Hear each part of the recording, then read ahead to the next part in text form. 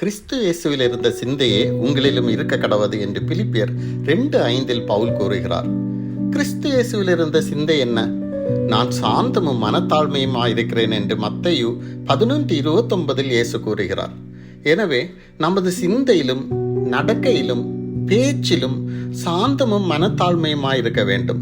1 பேதுரு 2:21 கிறிஸ்து நமக்காக பாடுபட்டு நாம் அவருடைய அடிச்சுவடுகளை தொடர்ந்து வரும்படி நமக்கு மாதிரியை பின்வைத்து போனார் என்று பார்க்கிறோம்.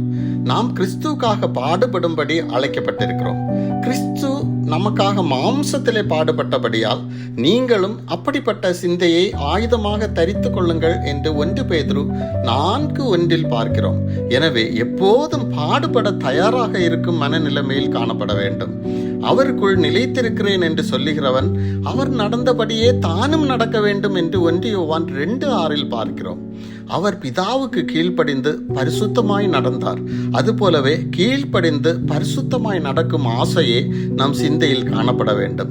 அவர் தன் சொந்தமாக எதுவும் செய்யவில்லை, எல்லாவற்றையும் பிதாவிடம் கேட்டு செய்தார். நாமும் இயேசுவின் சித்தம் மாத்திரமே செய்ய வேண்டும் என்ற சிந்தையில் காணப்பட வேண்டும். அவர் ஆவியின் சிந்தையுடன் காணப்பட்டார். மாம்ச சிந்தையில் இயேசுவிடம் பேசிய பேதுருவை, எனக்கு பின்னாக போ சாத்தானே, நீ எனக்கு இடரலாயிருக்கிறார், தேவனுக்கு ஏற்றவைகளை சிந்தியாமல் மனுஷருக்கு ஏற்றவைகளை சிந்திக்கிறாய் என்றார்.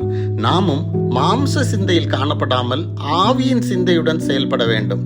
மாம்ச சிந்தை மரணம், ஆவியின் சிந்தையோ ஜீவனும் சமாதானமுமாம் என்று வேதம் எச்சரிக்கிறது.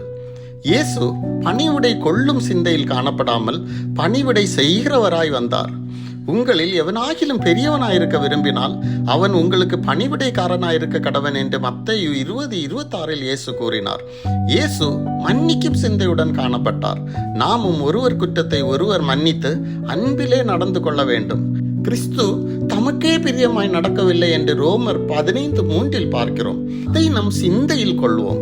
அவர் நன்மை செய்கிறவராயும் பிசாசின் வல்லமையில் அகப்பட்ட யாவரையும் குணமாக்குகிறவராயும் சுற்றி திரிந்தார் என்று அப்போஸ்தலர் 10:38 பார்க்கிறோம். நாமும் ஆவியால் நிரம்பி நன்மை செய்கிறவர்களாய் காணப்பட வேண்டும். பிரியமானவர்களே, இயேசுவின் அடிசுவடுகளை தொடர்ந்து அவர் வாழ்ந்து காண்பித்த மாதிரியின்படி வாழ்வோம். ஆமென்.